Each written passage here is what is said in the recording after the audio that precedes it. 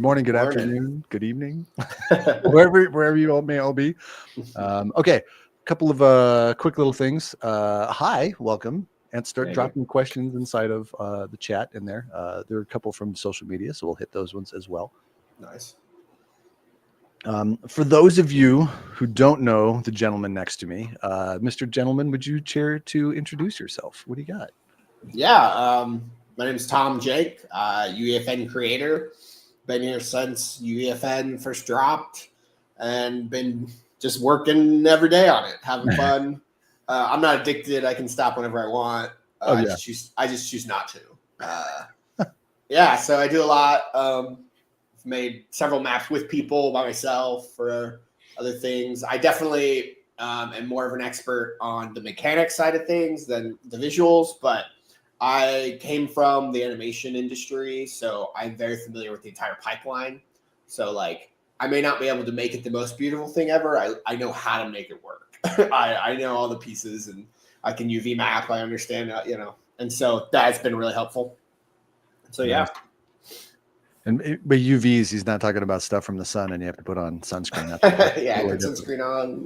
If you thought that's what that was, you were in the right place. Exactly what that is. Exactly. As for myself, we'll get the important people out of the way first, right? As for myself, creative director at Cleverlike Studios. A couple things I want to show you all before we jump in, because I think that it's very important.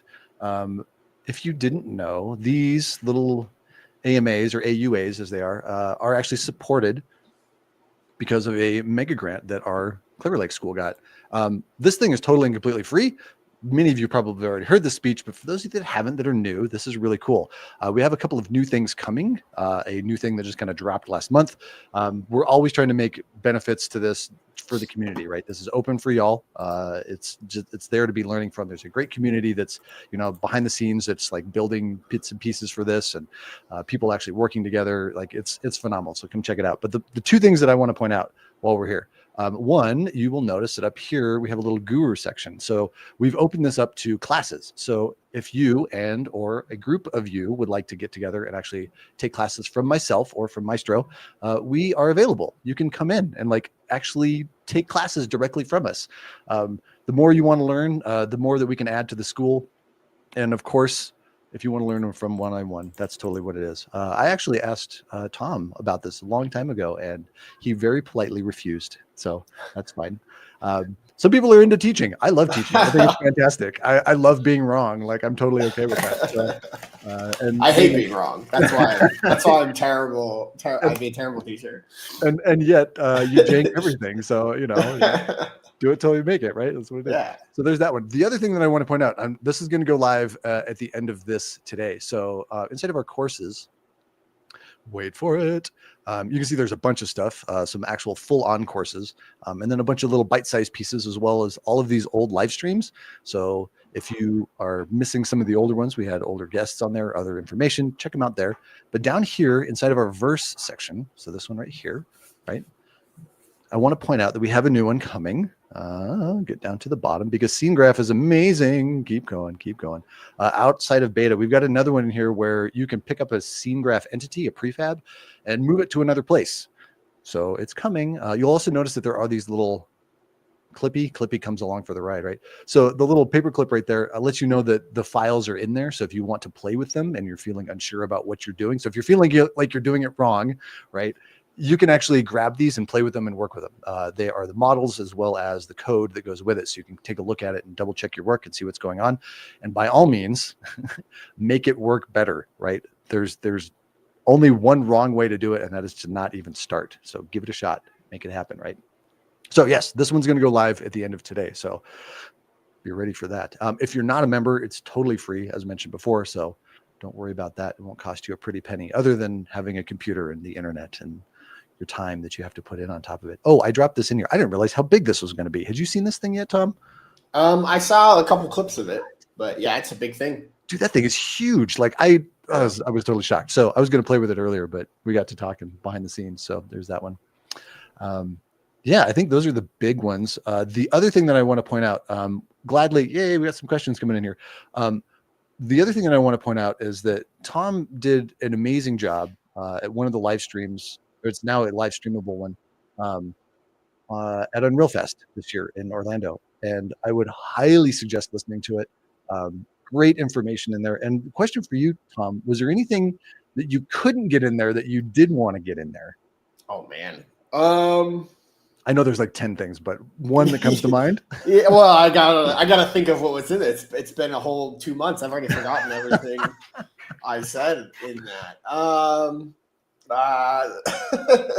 Okay, I'll let you think on it. I'll have to think on that. I can't think off the top of my head. Put him in there. He's standing in the dark. Yeah. I'm actually looking forward to it. See, I can make it work, but the lighting won't be that great. Yeah, there we go. Right back to the art doesn't work. Oh my gosh.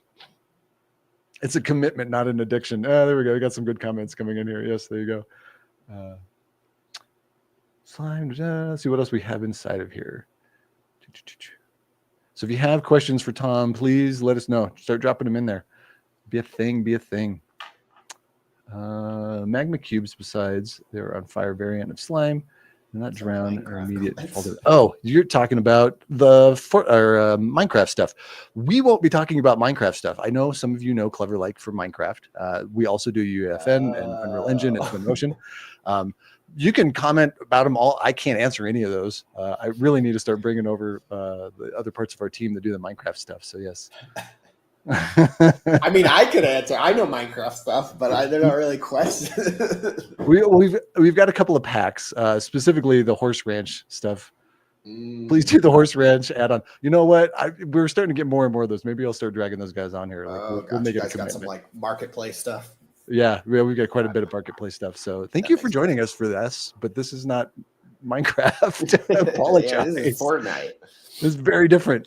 Although a lot of the mechanics could be said are the same, but setting it up are very much different. So I actually don't even play Minecraft. I think I need to start doing that. Okay, to the UEFN questions. One of the questions that we got online was how to actually change this right here. So you can change these little icons inside of here. And somebody was wondering, how do we actually do that? Well, there's actually a pretty simple way to do this. What I typically do to get to it as quickly as possible, inside of the browser, if you right click on these, you can actually say, and I'll zoom in on this so you can see it. You can actually say show project in Explorer, right? So if we click on this, we get this. Huzzah! So this is the actual folder that this exists inside of. And what you want to do is you want to create a JPEG of some sort or a PNG, it'll take both, and drop it into this folder.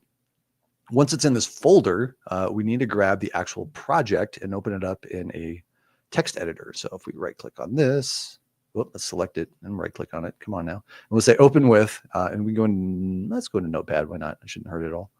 Wait for it. Boop. And what we want to do is put the name of that texture right here. So I usually just name it thumbnail.jpg or PNG, right? And if it's in that folder, it's in that spot. Once you close down UEFN and then open it back up, you'll actually see those little thumbnails. So that's where all of these nifty little thumbnails come from, whether they're made by us or whether they're made by Epic, right? So now you have a little thing up here. Something to go along with this is you have probably noticed that there's information down here as well, right? And if you want to add that information, because it's nice to have notes on what you do, I firmly believe, you can actually go into the project and go into your project settings. And again, I'll zoom in on this so you can see it. So inside of here, right? And in here, this is where you can put in a description. Below, you'll also notice a little documentation URL. I find this really handy for things like GDDs for game design documents or links to game design documents if you have them online. That way you're like, oh, cool. My team knows exactly what they're supposed to be working on. They have access to it right when they open up the project. You've got a description of what's going on. You can rename the project up here. Note, it does not rename the actual level, by the way. It just renames the project inside the browser. So somebody was asking, there's your answers to all those ones too. Definitely nice for organization. Yes, phenomenal. I wish we had more control in that overall. I wish we could like hide projects and. Oh, right. What I end up doing, this is a total hack, but it works really well. I have a team. Is it going to give it to me if I go to islands here? A team that I just call trash, and I just drop it in the trash. And I'm just like, get it out. Like, I don't even care. Like, nice. So that's how I deal with it, kind of a thing. Smart. Any tips for hosting UEFN game jams? Ooh, have you ever done any of the UEFN game jams, Tom? For hosting any or Hosting, yeah. I know you've been in some. Yeah, I mean, I participated in one when UE was doing their mega jams, which was really fun. On hosting, I don't know. I haven't done it. I'd say I have a fun theme, that makes you think, I've never been a fan when it's just like buttons. Well, no, you gotta come on. I guess something. Yeah, I guess I'm out of it. Yes, we've done quite a few game jams, so absolutely. Couple things. One, make sure that people have the correct hardware and are fed. Two big things, because if they don't have the hardware, then they're not going to be able to do it. We've definitely been at places where people are like, oh, I'm going to bring my laptop. I'm like, perfect. And then they get there and they don't have the right hardware. I'm like, oh, that's not going to work out well, right? So having that is a big part of it. The other one, feed people. It's a grueling grind. We usually do them 48-hour ones. And by the way, for those that are listening, we do host game jams. So if you have a school that has a bunch of people that want to do a game jam inside of UEFN to learn Unreal Engine, by the way, it's kind of how we do this, because there's so many similarities. Like it's literally like for those that are like looking, we are in Unreal 5.7 right now, which is the future for Unreal Engine, right? So we're playing with the newest technology. But back to the point, we want to make sure that they get the pieces that they need first, because a lot of students and teachers have never played with the software. So you give them a bit of a primer, right? So make sure that they're set up, send out lots of emails, make sure that they're fed, make sure that they go home, like close down the lab so that they can go get some sleep.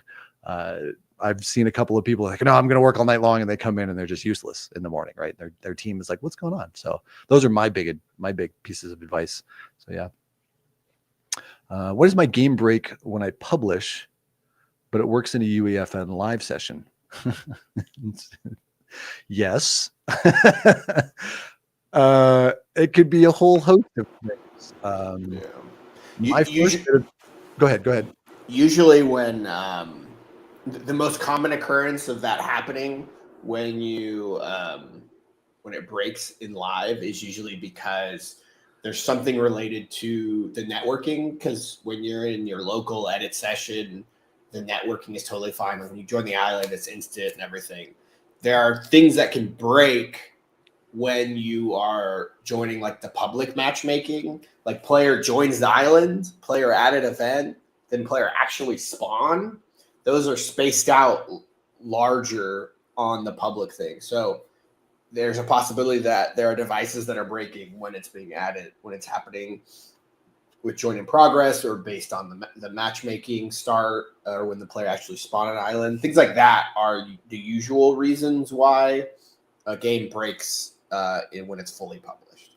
Is there a way to go back and actually figure out where and when that's happening? It's a lot of guesswork, unfortunately. Okay. This was, for me, it was extra painful at the beginning. Cinematic sequence devices were especially bad with this. Like it works totally fine, private, public, unlisted, but the moment you open it up in public, it all just shattered. And it's one of those things where you just have to test or not use that, and it can be tough to track down. Sometimes you don't even know why it's happening. It's probably one of the most, difficult parts, and why it's so important to publish a lot. Like when you're first starting out, just make like little games, because learning what's breaking in this small project is a lot easier than if you've made a big giant project and it's breaking and it's like, well, now I don't know what to do, because it could be 1,000 things. It could be 1,000 different things that are in there. Yeah. Okay. That's good to know. My advice would be check your output log. If you're running verse, there's some pieces on the back end in the creator portal that might help too. I cannot remember what they are offhand, but there's like a verse. It's not a compiler. Man, I can't remember what it's called, but there's some analytic stuff that we can look at inside of there too. So be aware that those are in there. So yeah, I can't say specifically what it is, but those are definitely the biggest pieces there. And yay, sequencer. It's amazing. And yet so much good times. Did they hey, what's up, man? Did they fix the mesh components in this update? I don't know. I haven't played with it yet. Like this one, Always goes broken? specifically to was this them disappearing, or which part of the broken part? Yeah. Swapping out on runtime. Like, Well, the other, I think that was part of what was in there too. While you're typing that one in there, because there's about an 8-second lag between us and what the public gets to see. When I make a game starting from creative, I lose islands in creative. How can I get them back? Ooh, that's a good question. I don't know. I don't make islands in creative. Yeah. yeah, I mean, I've gone through that golden portal once. I have never touched. I have touched it once just to see what it was, but Yeah. in general, I'm full UEFN. I don't do 1.0 stuff like at all. Yeah, I haven't touched it in so long since I haven't really needed to. That would be one that I would definitely throw toward Epic and get their attention in the forums about that, and then like take video of it happening. Like, I made it here, right? And then now it's not showing up there. Either record your screen with a phone if you're doing it on console, or if you're doing it all on PC, do a screen recording and do that, because that's not good. That's terrible. And when you do, please let me know, and I will upvote it. Like, tag us in the forums under Cleverlike. I will, if you tag us, let me know and we'll make it happen. So yeah, we need to upvote stuff like that, because y'all need that. Yes, you're very welcome. So in regard to the mesh components, them disappearing. Yeah, I don't know. Haven't played with it yet. So if those components are just still disappearing, you play with it more than me. Downloaded. Like, it's just now working. It's totally doing the thing. Yeah, I don't usually. There's so many things that could happen with the mesh components. For me, for it to have the least amount of bugs, I set it up so I can see it in the live editor, but in the code I rebuild it all. Like, after, like, I delete it all and I wipe it all and then build it myself, just because for some reason, like, it does not like things on runtime, or I don't know if there's something breaking with not having an edit session or what, but I don't know. Yeah. They're a little hacky. They are a little bit hacky. Oh my gosh. And Ben, thank you for your advice, because I know you've been helping me out doing some stuff too. So very much appreciate that. Okay, so that's all the questions in the chat for the moment. We are in something I do want to point out. Let's bring this back. Zoop. Because I didn't mention this before. So I kind of did. We're in 37.0. I mentioned that we're in 5.7, but we're in 37.0, which means we have some new toys to play with. And some things I want to point out, which are incredibly powerful, that Epic has had, and what I would love to see more of. Specifically, and I'll preface it like this: I want tools. I want to make my own tools inside of the engine. Coming from Unreal Engine, I'm like, I can make all these cool tools that do all these cool things. And they've added some really fun ones in here. So up here in the top left, and keep dropping in questions, by the way, for everybody who's here. Up here in the top left, we have a new Fortnite tools. Okay. This is huge. I don't care who you are. This is amazing. Like, I'm so excited for it. And in here, there are a couple of fun things that have in here. The one that I'm going to go ahead and show off first, which I think is really helpful, is this one, this time travel one. Now, the reason I think this is really important is, especially for game jams, because a lot of people are like, oh, I'm going to make like a red versus blue. In general, there's going to be one team versus another team. I think it's probably a better way to say it. Like, maybe it's to capture the flag, or maybe it's point to point kind of thing. So what we can do with this, we go ahead and open this one up. And if we're going to do it, so move. Let me zip over here so you can see the controls, right? So we can move segments, we can divide segments, we can delete segments, and add a segment, right? So all of this, right? So if we hold B and we click, hey, it starts here. And if I click again, what we get, and it's kind of hard to see, so I'll zoom in on it. We have a segment that starts here and then goes over here. And the time that we see, and I'll zoom in on this, you can actually see how many centimeters it is and what it's going to take for a player to get from point A to point B. So in this case, it's 18 seconds. So let me zoom out. And one of the things I want to point out about this that goes with it is that we can change the movements, right? Is a player running? Are they walking? Are they sliding? Are they jogging? Are they jogging backwards, right? Tactical sprint. What is it that they're going to be doing, right? So thinking about games like Ballistic, like, that's huge. Like, how long does it take for a player to get from where they're starting to where they need to be? And what is the other team going to be doing, right? Huge for balancing. Huge. The other reason that I love this as a teacher, people are like, I'm going to make Skyrim. And I'm like, no, you're not. Like, don't do that. Or I'm going to build something on a Hyrule. Like, no. Like, keep it small. How long is it going to take for your players to get from point A to point B? Because if it takes more than about 7 seconds and they're not doing anything, they're going to be bored and they're not going to want to play and they're going to leave your island and it's going to be the end of it. So be aware of those kinds of things. Like, that's super important. So this tool is really, really helpful. Okay, so we want to delete those ones out of there. Can I select these guys? Oh, now it's just going to I'm going to get 1,000 segments. Yay. There it is. So, whoops. Now see, I left the tool. So let's go back into it. And now so delete segment. So we'll hold down V and click on it. So we'll hold down the V key and then we'll click on that one. Is it going to let me do it? Ooh. Yay. I get more of them. All right. We're just going to leave those in there. Huzzah. Some of the other things that are in here too, there's some helper assistant pieces. There's some 3D select. I don't want to go through all of these. I want you all to go in and play with them. Give Epic feedback on what they do and why you use them and how they could be changed and how they could be updated, right? But these Fortnite tools they're super, super, super handy, right? Now we got segments everywhere. Ooh, I wonder if I can delete them if I'm in just selection mode. Yes, I can. Perfect. Hopefully I'm assuming that this is like the start. Like, these are some here's some tools. These are, because I've seen these kind of things. It's like, I worked at Pixar before, and they have like a pile of all their proprietary tools, like custom tools that they've built. I assume they're just like, these are so nice for us developing in Fortnite. We might as well try to give them to us Fortnite devs. Hopefully, eventually, obviously, we want to be able to make our own tools. But it's nice that these ones probably don't have quite as much QA needed. I feel like every time we get a verse update, they have to be very careful with the metaverse and this will be the update forever, But with this, they could just here's a tool, use it, hopefully it's good.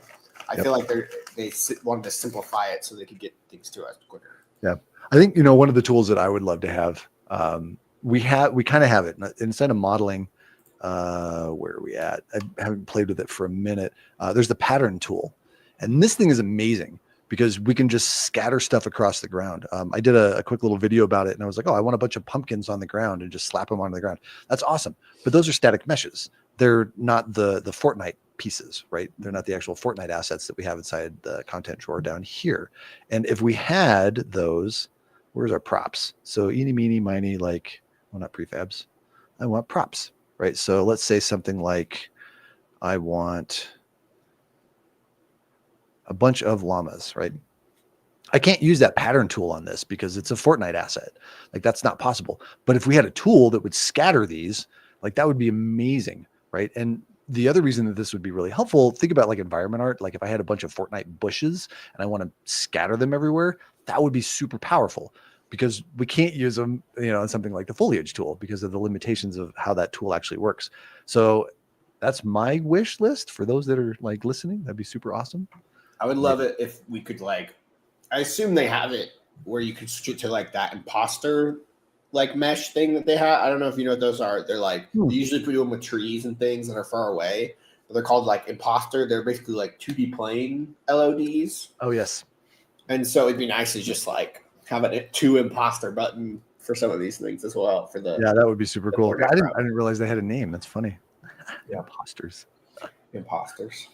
That might be just one name I learned at some point, and it's not the real name. That's just what you call it. That's what it is. I just really like Among Us. That's there you go. All right. What else? So quiet in the chat, y'all. You don't have to be so quiet. Don't be scared. We've always got plenty of answers. I'm intimidating. I know. I'm sorry. I know. Thanks, Tom. I blame you. Sorry. It's my fault. Okay, I do have a question for you. When it comes to working with Verse and you run into an issue where you can't figure something out or you feel like you're stuck, what do you do? I guess I'll ask you it that way. You're like, okay, I'm stuck on something. What is your next move? Usually when it's searching Twitter or Discord, seeing if okay, has anyone else had this problem? Is anyone else complaining about it or posting about it? Okay, yes or no. And if they aren't, I think the next thing I usually do is I try to isolate it. Like that's for me, that I think is the most important thing, where you have to isolate it down to where if you were going to show, like, make as simple of a project to isolate the problem, because then I can make a forum post off that. I can be like, hey, here's this. Hopefully they'll fix it if it's something that they did. Also, simplifying it lets me play around with their other avenues of doing the thing. Like, that's where you get into like deep jank stuff, where you're like, hey, I can't despawn a prop on the ground dynamically. Like, I can't just remove everything on the ground. Okay, how am I going to do this? Playing around with it. There's a mutator. There's a setting on a mutator that you can set the despawn time for items within it. The problem with that, though, so like let's just like, this is something that happened to me literally, where it's like, I need to despawn items, wipe a map of all their items so that the next round won't have those items on the ground. So Mutator Zone does have a setting, I believe, where it's like despawn time or item. So it's like I know exactly which one you're talking about. I think I actually. It has a weird name, but pick up lifespan. Yeah, there it is. Yeah. So this was kind of the first thing I find. I'm like, okay, there is something here. The problem with this, though, is that it's not dynamic. So say I have a mutator zone, player gets killed, drops their items, and then I enable this mutator zone afterwards. It won't change the lifespan of those items. It only affects items that were dropped at that time. And so when I simplify and have like a simple project or like a simple like debug area, I figure that out. Okay, so next thing you got to just go deeper into jank and realize that there is a item spawn limit. And this is something I found on Discord. I don't remember who was talking about it, but you can only have 100 items on the ground at a time, and they'll despawn based on age. So the oldest thing will get despawned last. So what I do in a map, the clue map that I worked on previously, to wipe the board of every object that are on the ground, I spawn 100 acorns in the corner of a map, and it will wipe everything off of it. And so it's insane, but it works, you know. Yeah. But then even that takes little tweaks and tools, because you can't spawn too many too fast, or like you just want to play around with that kind of thing. But it's those sort of little solutions that you just kind of have to accept as kind of part of this right now. Of like, there's this like eventual future, but in my issue is I just don't want to wait that long. It's gonna take forever. We might as well. Who knows? Like, I mean, we just got font size, and everyone told me just wait till font size comes, and it's like I can't. Like, and it was 2 years, you know. Yeah, it has been 2 years. It's been a long time. Yeah, what was the post? I saw somebody posted like 800 some odd days. Yeah. Like, oh my gosh, this is great. So Ben asked about using the mutator. The thing I was saying, I can't use the mutator because if the prop has already been dropped, the mutator zone won't change. So it's like, for example, like a guy dies with a gun. I want that gun to stay like a normal prop lifetime during the round. But if the round ends and a new round is going to start, I need that prop gone. And so I can't like dynamically change the mutator's life zone. If I enable the mutator, it doesn't change if it's already been dropped. So I have to do this insane acorn item spawner acorn dropping thing. Now, are you bringing in? You just got one item spawner that spits out a bunch, or have you got like a couple? I'm trying to remember. I think I had like 5 that just each of them spawn 20 in around about a second total time. Yeah, gotcha. Because if you spawn, because sometimes devices can break if you're spawning stuff too quickly. Right. And so that was kind of I don't remember. I don't think I did a lot of testing. I think I just was like, this is good enough. but yeah. It's totally broken. So I don't know if I optimized the time, but it worked for what I needed it to. So. Yeah. Cool. I appreciate that. That's awesome. Sleep fixes all. So what's the because we're running on, speaking of sleep, so what do we have?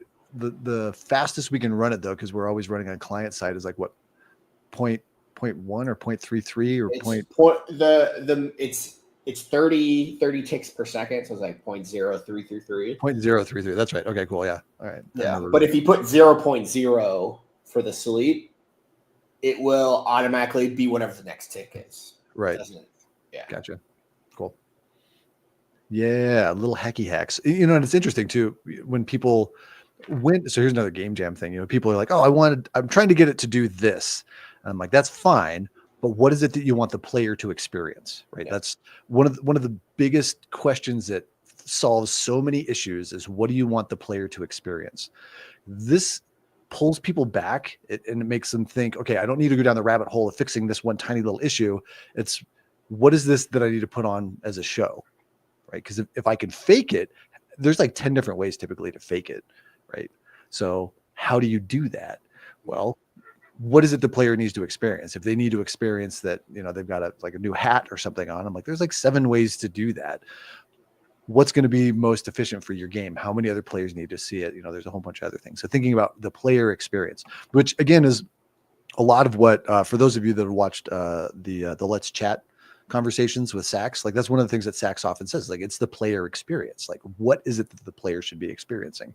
And it's 100% fixed so many issues, you know, when I'm working inside of a game jam. I'm like, oh, this is what you want to do. Like, oh, okay, cool. Now I get it. It's like, but I want to do it this way. I'm like, you can continue to go that direction, but you got 48 hours. So, you know, what's your deadline going to be? What's it going to be on that one?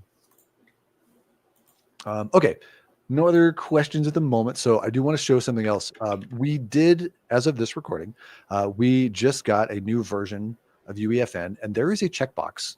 I'm huge on checkboxes. That is absolutely amazing. So to show you what this thing does, let's actually just make this one visible. Enabled in phase, allow jumping. Where is it? Show. Whoops. Oh, goodness. Why did you just disappear? Oh, because I hit the G key, I bet. In game. I can never remember. Zone visible in game. Why is this not in my favorites? We're adding this to my favorites. Okay. So I want to be able to see this thing. So here's said character in Fortnite, right? And I want to spawn every single time right on top of that thing. And there's a couple ways that we can set this thing up. One, I can actually put my player over there and then have it, you know, spawn at that location, which is nice inside of our island settings. So inside of here, if we go into our island settings, we can actually have spawn location, right? And right now it's set to spawn pads, but if we set it so that it's at current location, I'll zoom in on this so y'all can see this. The player will always spawn at this location, which is really helpful. Like this is a super, super handy thing.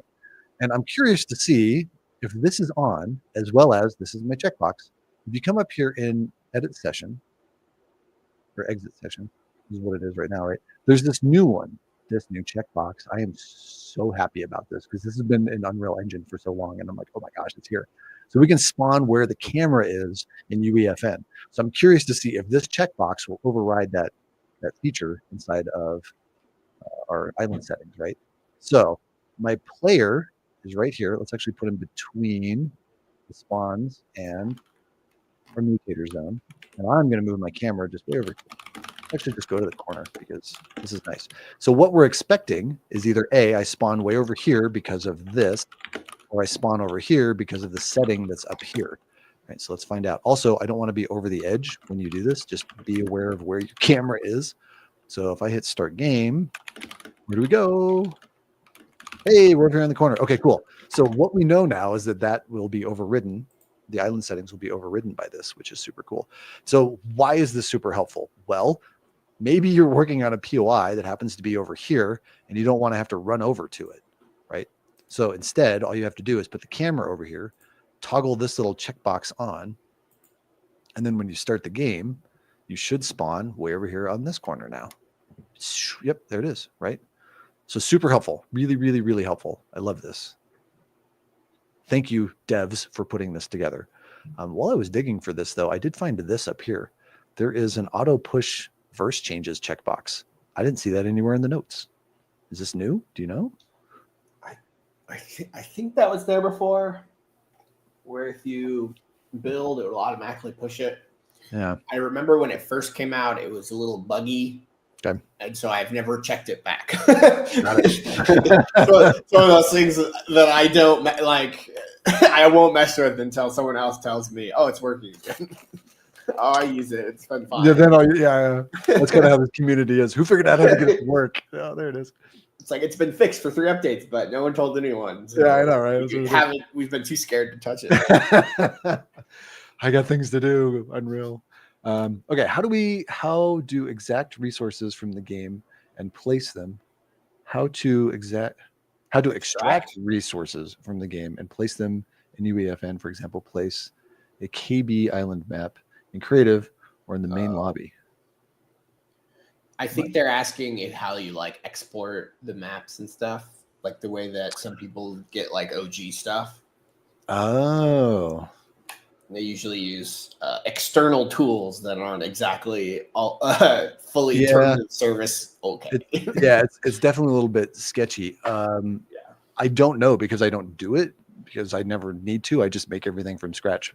But this is also coming from someone that, I built video games from scratch many times. So I've gotten pretty quick at it and I know what I'm looking for. If you have the other part of this question, maybe if you've made a creative map and you want to try and get into UEFN, I believe there's a checkbox somewhere. I don't know specifically where. I feel like it's somewhere in this. Like I don't have any of the old ones, but you can convert them from maps into UEFN maps. So that might be what you're asking, but I'm not entirely sure. So I apologize. I don't have a clear answer for that one. Other question, off topic. You're in a questions place. There's no such thing as off topic. Well, that's not true. We're not doing Minecraft. Yeah, we're not doing Minecraft stuff. How can I fix matchmaking error for one of my maps? I need to re-queue multiple times before getting in. I had this issue. I actually currently have this issue with the map, and I don't know. The only thing I know is that it works totally fine if you do a private match, but public matches for some reason, especially if I had just updated the map, I get people messaging me all the time. They're like, "Can't get into your map," and I've talked to Epic, and it's one of those things that's still being worked on. We actually ran into this at the last game jam we were at when we were doing the Unreal Fest. Oh man, there were a couple things that we did to fix it. One of the things that was really weird is that there was a specific device that kept keeping it from people being able to get in. It was really strange. It was one of the beacon devices. So there was something wrong with that specific beacon device. So to get around it, what the team ended up doing is rolling back. So for example, I'll just draw this kind of out, right? Whoops. So say within your revision list, you've got like 100 of them in here. Right. You're not showing screen right now. Oh, shoot. Thank you. Okay, there we go. That and then that. Right. So say within your revision list, right, you have 100, check-ins. What the team ended up doing was rolling back to let's do this in pink because pink is amazing. So they rolled back to 50, right, versus the 100 of them. That one worked. Cool. So then they roll back to 75. Okay, cool. Then they roll back to what's half of 75? 13, right? And then they figured out, something in here was causing that matchmaking error. So then they did one by one, trying to figure out which one it was that was causing the issue. And they ended up finding that beacon device. Because sometimes it's something that we do on our end. And when we add those pieces in and all of a sudden it stops, that becomes the problem, right? So being very vigilant about what you're writing in those revision control messages and keeping track of what you've added and or what you've changed is a big part of it. I know there was another solution that we had, and you'll never regret adding too many details like that. All the comments. I am nitpicky as I'm terrible. People hate me. I'm awful at it, and I don't do it, but I always am happy when I do. Oh man, I write paragraphs if I have to. Oh man, I take the time then to do it because, and my teammates that have worked with me, they're like, "Goodness, dude." I'm like, "Yeah." And now you know what broke. I know what broke. We're fine. We're good. We can fix it. Because if I take the time now, my future self is much, much happier. Much happier. Yeah, I'm that guy. So if we ever work on a project, just beware. It's gonna happen.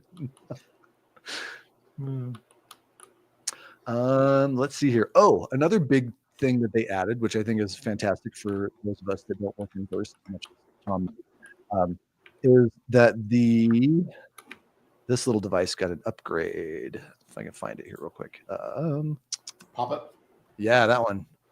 Pop-up dialogue device. I have not opened this up since we got it, but you'll notice that we have, whoops, I would love that to be yellow, right? So we have the 6 buttons over here. Apparently we now have 12, which is awesome.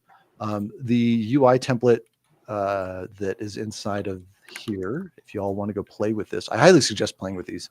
Every time Epic drops one of these, they're just really, really, really helpful. Where is it? So the user interface one. So this one right here, right? They mentioned this inside of the documentation, as well as you being able to go in and play with it and see how it works. They added a whole new hall to this.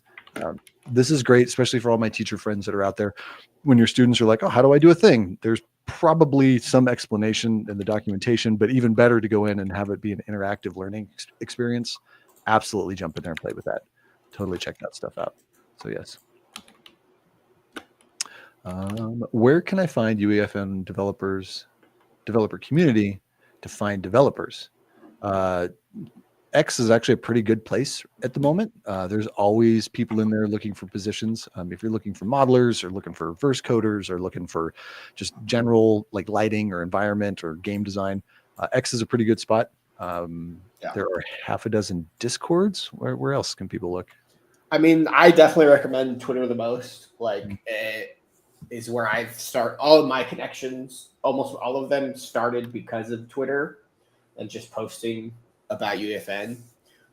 Your best, the best way that I've found to promote community within your own like sphere is posting something other people don't know how to do. That is like instant engagement. People will interact and want to know, and they can build your knowledge base, and then you can be like invited to other communities. People want to talk to you, you know. And so just doing stuff and posting stuff, I think, is your best into the community. Yeah. And I would also say be very clear about what it is that you want. Like saying you want a UEFN developer, like do you want somebody that does tools? Do you want somebody that does the landscapes? Like what are the specific needs that you are looking for? That way you don't get a bunch of spam, or you get less spam, I guess is probably a better way to put that, right? Because if somebody's like, oh, I'm looking for a developer, I'm like, cool, like what do you need? Because I write tutorials on how to actually run UEFN. You're like, no, I need a game. I'm like, oh, that's different because I'm a developer, but be very specific. Okay. So be aware of that one too. That's how Jank became the scene graph guy. Yeah, true story. Yes, post the things that you're doing because people will see that and be very, very willing to engage. Be like, oh, the other thing that I would say is post now, right? Don't be scared. And the reason that I say this is because the next person that comes in, or the next 5 people, or the next 10 people, they're going to see your post and think that you've been here forever, right? They're going to be like, oh, that person's been doing this for a long time, right? They don't know how long you have or have not been within the community. They could do research, of course, right? But if they're like, oh, cool, like this person knows what they're doing, maybe this is just the first time they've posted, right?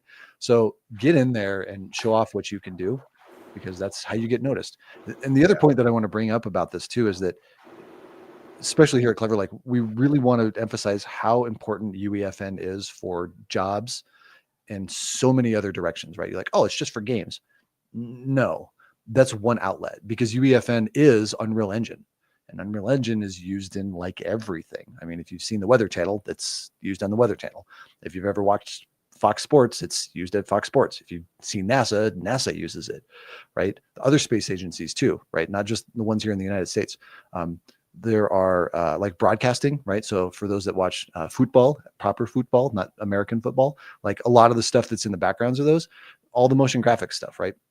You need to know materials, you need to know sequencer, all of that stuff is inside of UEFN, and it's considerably more accessible because, one, there's a lot less buttons that you have to worry about, and there's a bigger community inside of UEFN and UE, right? So you can pull from both directions. Like even if you're doing just stuff in Unreal Engine, you've also can look at the stuff for UEFN as well, right? So don't feel like you're siloed in one direction. It's a huge opportunity to grow, you know, and become much more prolific as far as what you can do inside of an engine like this, because it's a monster.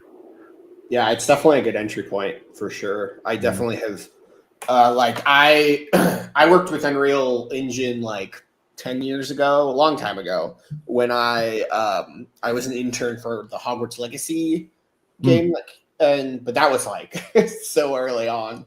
It like took them like 6 years after that the game release. But I had spent time in UE then, but I only went and learned about the cinematics. But anytime I tried to get into the other aspects, I felt like I just kind of bounced off them because it's just, I feel like you opened up one thing and then there were like 19 things to learn. And you're like, what even is going on here? Like, I don't even know where to start. Yes. And then UFN happened, and I feel like I just quickly picked it up because it's definitely more of a simplified version in many ways, as well as like you have like a simple version, but then if you want, you can make your more complex version. Just nice. Like I don't have to do networking stuff. It has built-in rounds, but if I want to get a little more complicated, I can make my own rounds. So it's like those kinds of things can that helps you grow with it, which is what's helped me a lot. Like I wasn't a programmer at the start of UEFN, but I've been able to kind of grow with the language. I'm still the most cleanest programmer ever, but I've learned so much because I've grown with the software and the programming language as well. Yep. And I think that's a big thing to understand is that UEFN is still a baby. Like we're still in beta. Like, I mean, Unreal Engine 3 was in beta the entire time. Let's not lie to ourselves. Right? So, and understanding that,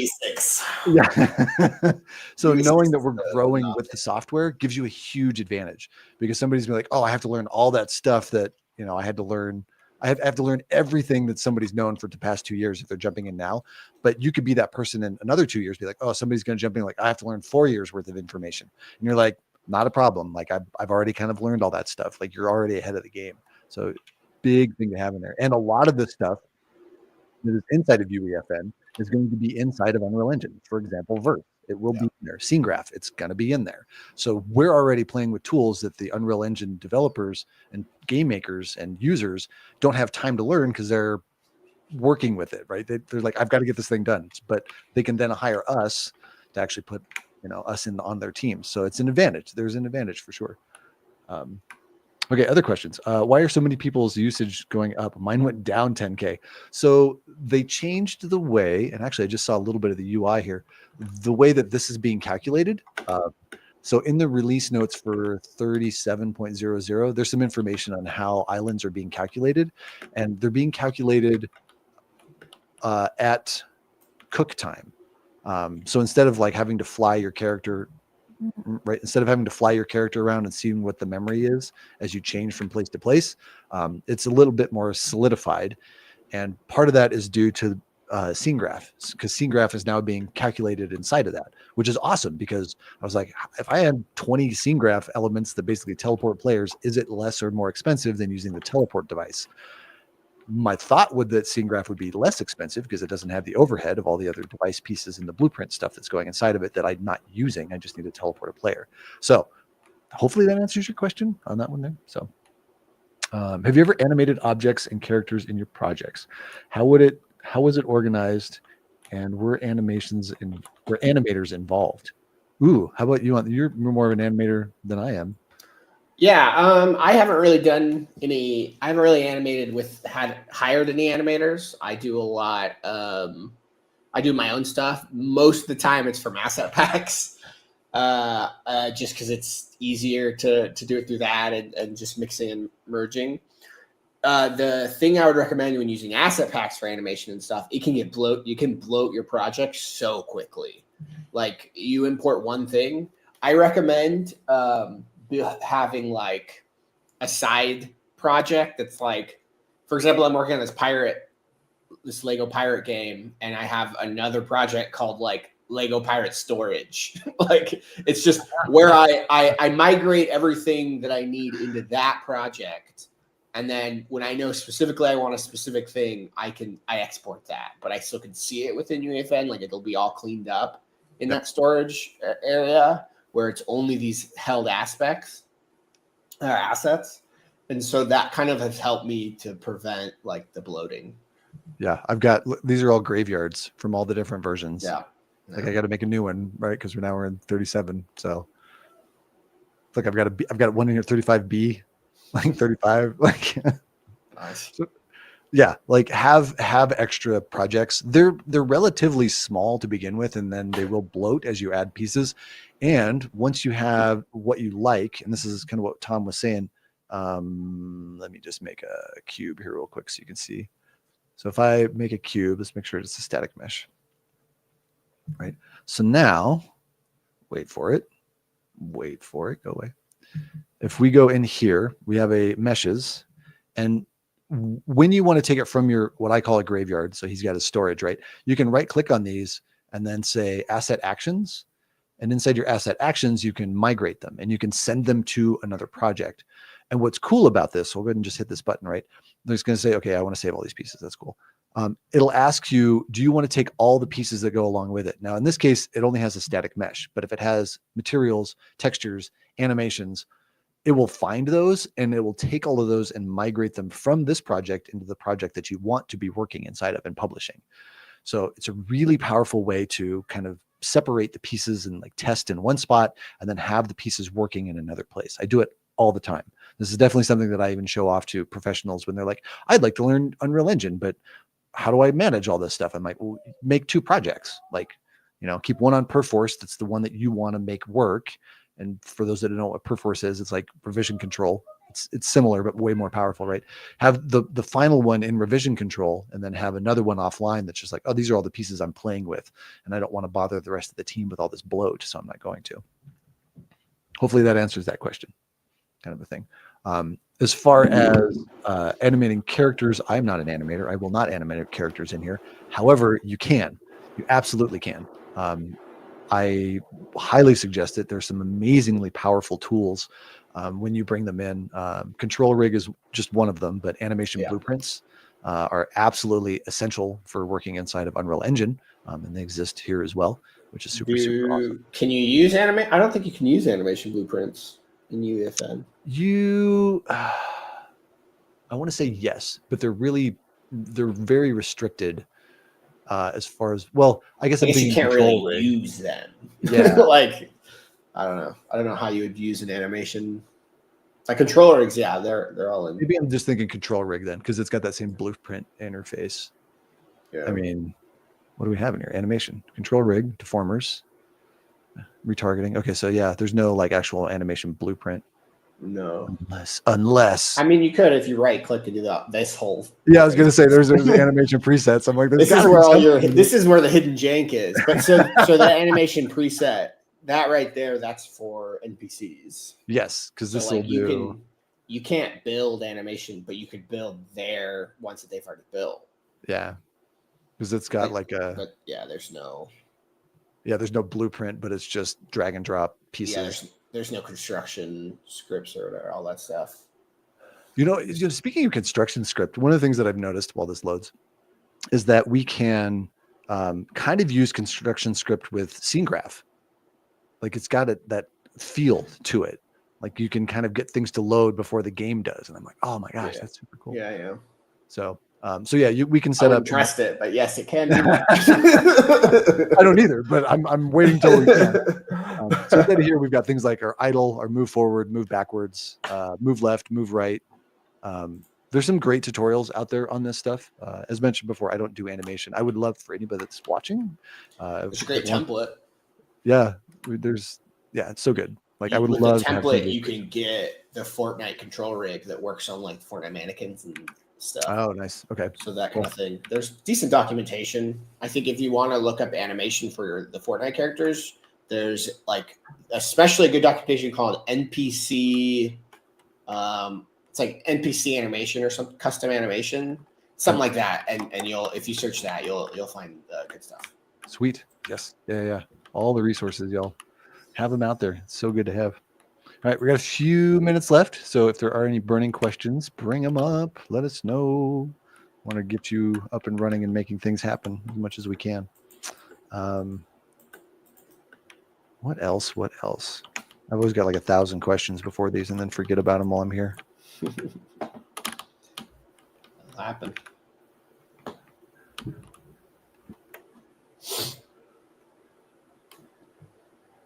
Do you have any VFX cats in the house? VFX are always a fun one to play with. I started playing with VFX in Scene Graph, and I was The thing that I love about the scene graph ones is you can enable and disable as well as play and pause them, which is huge. The biggest thing is that you can change act parameters. Yes. There are burst parameters added to them, and so that's really it's Jackie, the guy who made the Lumberjack Heroes. He does a lot with those. He's learning it right now. He's taking a lot of time to learn that stuff. It's some crazy. There's some crazy stuff that you can do because. So the thing about UEFN is because there's all these limitations, right? There are little pockets of things that haven't been limited because no one knows about them. And so like they're like control rig is this example, material graphs. There's some shocking things you can do. For example, with the control rig, when we figured out how to do time within the control rig, where you could actually find out the actual current time before we could. But we can do that now first. And then there's like and then VFX is definitely one of those things that it's very dense, has a lot of new stuff to learn, but you can find some tricky things in there, like attaching things to their skeleton. And like you see recently on Twitter, people are posting a lot of character material stuff because they figured out that you can apply VFX to the Fortnite character skeleton. Because we know it's the Fortnite character skeleton, right? And so there are a lot of things that can be done that way. Yeah, when I saw that, I was like, "Oh, I need to go play with that." So I went through the little tutorial that that person had put together, and I was like, "This is actually really cool." And then somebody, I don't know if it's the same person, just released like a pack, like a VFX pack that I would like to present them to, and I was like, oh, "So good." I think it's a different person, but I think it is too. Yeah. The VFX are a great way to not only customize the character, but it also is incredibly powerful for like transferring your skills. So yeah, we've got it here inside of Unreal Engine. It's Niagara, but Houdini and Blender and Maya, like if you really do VFX in Maya, but I mean, you can simulations and Minecraft even. The Minecraft VFX Snowstorm tool is phenomenal. It's a great way to learn VFX. And then when you jump into Niagara, it's significantly less of like, oh my gosh, there's so many buttons everywhere, because Niagara is way overwhelming when you first open it up. But don't worry, we've got tutorials on that, so we got your back covered for sure on all those ones. Oh, actually, I have one other question before we get going. What was it like to be on the judging panels for the last Ninja Turtles? Oh, you were on that, weren't you? Yeah. It was interesting. It wasn't that like that wasn't that involved. We got an email. Here are the maps. And then go that are like the finalists, and try them out, and then write up what your thoughts on them are. Rank them not ranking them. Give them scores based on certain categories that they cared about most. Gotcha. But yeah. Cool. Yeah, because I saw that they were doing a second one, and I was like, oh, it must have gone really well. I was like, that's really cool. Yeah, I think so. I think they're just, I mean, at the end of the day, they're just hoping to get more people making TMNT stuff, right? Like there's so many, I think it's something that's going to be a struggle. I mean, I'm feeling it now where we got like Squid Games. We've got new avatars coming out. Star Wars is going to come out, right? There always feels like there's something big on the horizon. And so that's been a little draining to me recently, where it's like, okay, what do I do right now though? Like, do I get distracted? Not get distracted, but like, do I go down this path and like do Squid Game, or do I do this, or do I let every little thing, or do I skip certain ones? It's really tough. Like I skipped the Walking Dead one because it was just like, I don't have time. I'm working on some of this other stuff. And so that time management is really tough. And I think it's only going to get harder as we get more and more collabs. I have no idea how Fortnite's going to handle it what is Discovery going to look like when you have 30 collaboration collections? Like, how are they going to are they updating it? Like, are we the more collaborations, the less likely they're going to get re-updated, right? Like it's always, it seems like I'm very curious to see in the long run how it's going to impact everything. Like obviously they're nice and they're amazing tools, but also it's like, which one should I work in? I think one of the things that comes is, which ones are we most interested in actually working with? Like, for example, there's the Lego one that's going right now. So I'm working with a team to kind of, wrangle up a Lego one and make it work as well as we possibly can. And I think the advantage of being able to pick it. It's a pick and choose. Like, okay, I really enjoy Lego. Like I play with Lego. I mean, there's a Lego right there, like that thing, right? That thing right there.